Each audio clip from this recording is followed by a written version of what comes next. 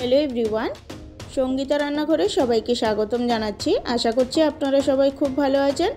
আজকে আবারও আপনাদের সামনে হাজির হয়ে গেছে আরেকটা রেসিপি নিয়ে। শীত মানেই পিঠে পুলির মরশুম, তাই আজকে আপনাদের সামনে পিঠেরই একটা রেসিপি নিয়ে হাজির হয়ে গেছি। আমার আজকের রেসিপি তেলের পিঠা বা পোয়া পিঠা। কোনো রকম চালের গুঁড়ো ছাড়াই একদম নরম তুলতুলে কীভাবে এই তেলের পিঠা তৈরি করা যায় সেই রেসিপিটাই আজকে আপনাদের সামনে শেয়ার করছি। তাহলে চলুন শুরু করা যাক আমার আজকের এই রেসিপি। আমি এখানে একটা বড় সাইজের পাত্র নিয়ে নিয়েছি।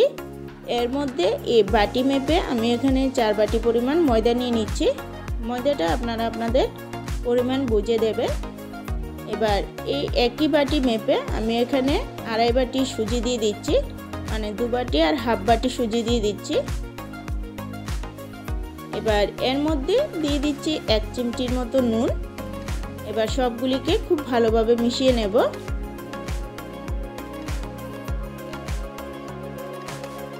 আমি ময়দা আর সুজিটাকে খুব ভালোভাবে মিশিয়ে নিয়েছি। এবার এখানে অল্প অল্প করে জল দিয়ে দিচ্ছি। এবার অল্প অল্প করে জল দিয়ে আমি একটা ব্যাটার তৈরি করে নেব। না বেশি পাতলা না বেশি ঘন, এরকম একটা ব্যাটার আমি তৈরি করে নিচ্ছি।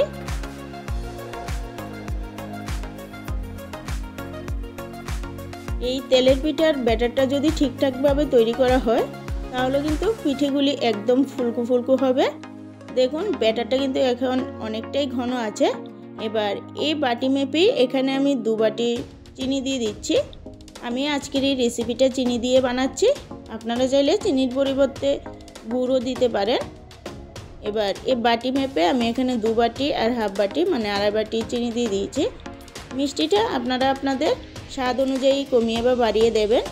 এবার চিনিটাকে খুব ভালোভাবে আমি ব্যাটারটার সাথে মিশিয়ে নিয়েছি। এবার এটাকে ঢাকা দিয়ে আমি আধা ঘন্টার জন্য রেস্টে রেখে দেব। ফিরে আসছি আধা ঘন্টা পর। আধা ঘন্টা পর ফিরে এসেছি। এবার ব্যাটারটাকে আবারও একটু নাড়াচাড়া করে নিচ্ছি। ব্যাটারটা কিন্তু অনেকটাই ঘন ছিল, চিনিটা দেওয়ার ফলে কিন্তু ব্যাটারটা অনেকটাই পাতলা হয়ে গেছে। দেখুন ঠিক এরকম একটা কনসিস্টেন্সির ব্যাটার হতে হবে, না বেশি পাতলা না বেশি ঘন। আপনাদেরকে দেখিয়ে দিচ্ছি, দেখুন এরকম হাতার পিছনে দাগ দিলে দাগটা মিলিয়ে যাবে না, এরকম একটা রেখা থাকবে, তাহলে বুঝবেন ব্যাটারটা একদম পারফেক্ট তৈরি হয়েছে। এবার আমি পিঠেগুলিকে ভেজে নেব। তার জন্য চুলার মধ্যে আমি আগে থেকেই কড়াই গরম হতে বসিয়ে দিয়েছি, তার মধ্যে পরিমাণ মতো তেল দিয়ে দিয়েছি। তেলটাকে আমি খুব ভালোভাবে গরম করে নিয়েছি। এবার তেলটা ভালোভাবে গরম হয়ে যাওয়ার পর এর মধ্যে 1 হাতা ব্যাটার দিয়ে দিলাম। দেখুন পিঠেটা দেওয়ার সাথে সাথেই কতটা ফুলে উঠেছে। প্রথম 1-2 পিঠে এরকম একটু খারাপ হবে, তাতে মন খারাপ করার কিছু নেই। তারপর থেকে কিন্তু পিঠেগুলি একদম সুন্দরভাবে ফুলে উঠবে।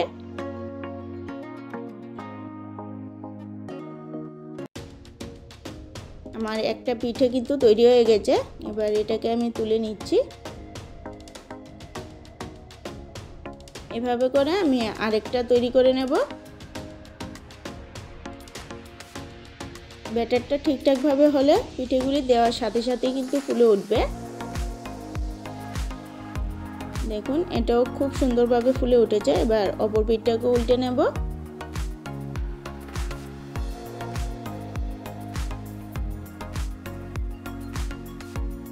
দেখুন পিঠেগুলি কতটা ফুলেছে, দেখুন উল্টাতে যাচ্ছে না। এভাবে উল্টে পাল্টে লাল লাল করে আমি পিঠেগুলিকে ভেজে নেব। এবার এটাকে আমি তুলে নিচ্ছি। এভাবে করে একে একে আমি সবগুলি পিঠাকেই বানিয়ে নেব।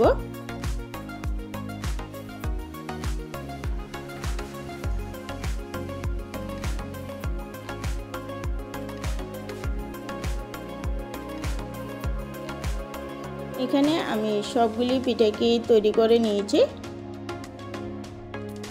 এবার এগুলিকে আমি পাত্রের মধ্যে তুলে নেব। এভাবে আপনারা শুধুমাত্র সুজি আর ময়দা দিয়েও কিন্তু বাড়িতে পোয়া পিঠা তৈরি করে নিতে পারেন। ঠিকমতো যদি মাপটা হয় তাহলে কিন্তু সবগুলি পিঠেই এরকম ফুলকো ফুলকো হবে। আমার আজকের এই রেসিপিটা কেমন লেগেছে অবশ্যই কমেন্টে জানাবেন। যদি ভালো লেগে থাকে একটা লাইক করে দেবেন, চ্যানেলটাকে সাবস্ক্রাইব করে আমার পাশে থাকবেন। আমার চ্যানেলে নতুন বন্ধু হয়ে থাকলে চ্যানেলটাকে সাবস্ক্রাইব করে পাশে থাকা বেল আইকনটা ক্লিক করে দেবেন, তাহলে আমার ভিডিওর নোটিফিকেশন সবার আগে আপনাদের কাছে পৌঁছে যাবে। আজকের জন্য এতটুকুই, আবারও ফিরে আসছে নতুন একটা ভিডিও নিয়ে। সবাই সুস্থ